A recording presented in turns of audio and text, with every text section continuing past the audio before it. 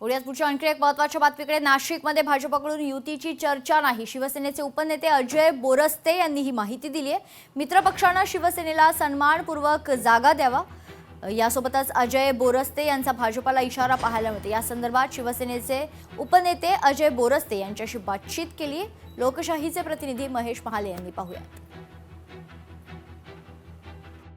महायुतीत जागा वाटपाचा तिढा कायम असताना दुसरीकडे शिंदेंच्या शिवसेनेकडून नाशिकमध्ये प्रचाराचा शुभारंभ करण्यात आलेला आहे. दादा, खरं तर महायुतीच्या जागा वाटपासंदर्भात अद्यापही बैठक झालेली नाही. महायुती होणार की नाही याबाबतही संभ्रम आहे.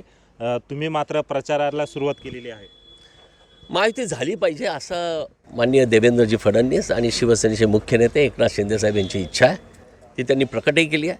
या संदर्भातली पहिली बैठक ही माननीय दादासाहेब भुसे, माननीय गिरीश भाऊ महाजन यांच्यामध्ये झाली. परंतु मला खेदजनक सांगावं असं वाटतं आहे की भारतीय जनता पार्टीकडून असा काही ठोस प्रस्ताव आजपर्यंत आलेला नाही की आपण एवढ्या जागांवर लढा, ह्या जागा लढा. शिवसेनेनं सांगितलं की आम्हाला किमान 45 जागांची अपेक्षा आहे. ते सुद्धा असं काही हवेतल्या गप्पा नाही आहे. 35 जागा ह्या शिवसेनेच्या चिन्हावर निवडून आल्या होत्या. परंतु आज आपण बघतोय की आज 26 तारीख आहे आणि अशा पद्धतीनं जर हा घोळ आपण ठेवला त्याचं नुकसान महायुतीला होऊ शकतं. मला पण भारतीय जनता पार्टीच्या पदाधिकाऱ्यांना विनंती करायची आहे की आपण मित्रपक्ष आहोत. मित्रपक्ष म्हणून आपण लोकसभा, विधानसभा या ठिकाणी एकत्र काम केलं आहे. शिवसेनेच्या ह्या पदाधिकाऱ्यांनी आपले आमदार खासदार निवडून आणलेले आहेत. त्यामुळे त्यांच्याशी अशा पद्धतीनं वागणं योग्य नाही. आपण मोठ्या भावाच्या भूमिकेत आहात. मोठ्या भावासारखं वागा, मोठ्या भावासारखा मोठेपणा दाखवा, अन्यथा नाशिकची जनता आपल्याला माफ करणार नाही. महेश महाले, लोकशाही मराठी, नाशिक.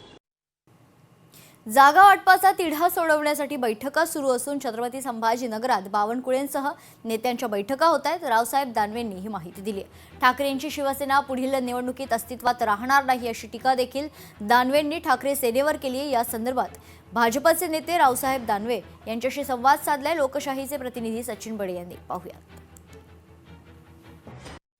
जागा वाटपासंदर्भात तिढा अद्यापही कायम आहे. तिढा सोडवण्याचा प्रयत्न केला जातोय. वरिष्ठ नेते छत्रपती संभाजीनगरमध्ये दाखल झालेत आणि तोडगा निघणार का हे पाहणं महत्त्वाचं आहे. आपल्यासोबत भाजप नेते रावसाहेब दानवे आहेत. काय सांगाल, जेव्हा तुम्ही कोणत्या कामामध्ये स्वतः उतरता तर काम होतं पूर्ण, जागा वाटपाचा तिढा कायम आहे तो सुटेल?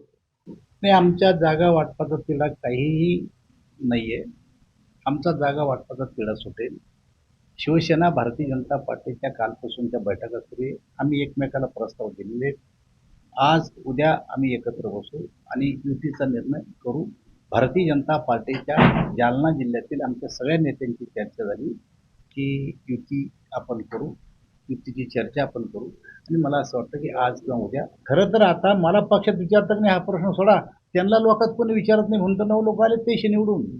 जर त्यांना लोकांनी विचारलं असतं, आता इथं 2 माणसं उभे आहेत, एकाला पक्षात कोणी विचारत नाही आणि एकाला लोकात कोणी विचारत नाही.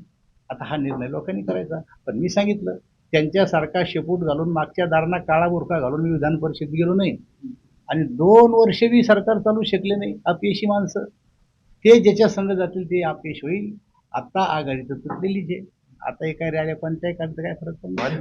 आपण पाहतोय महायुतीची जागा वाटपासंदर्भात जी चर्चा सुरू आहे तर ती कुठेतरी तेजीनं आणि गतीनं सुरू आहे आणि जो त्या तिढा आहे तो तिढाच नाहीये असं स्वतः भाजप नेते रावसाहेब दानवे बोलत आहेत. सचिन बडे, लोकशाही मराठी, छत्रपती संभाजीनगर. लोकशाही मराठी, ऐका, पहा, जागरूक रहा.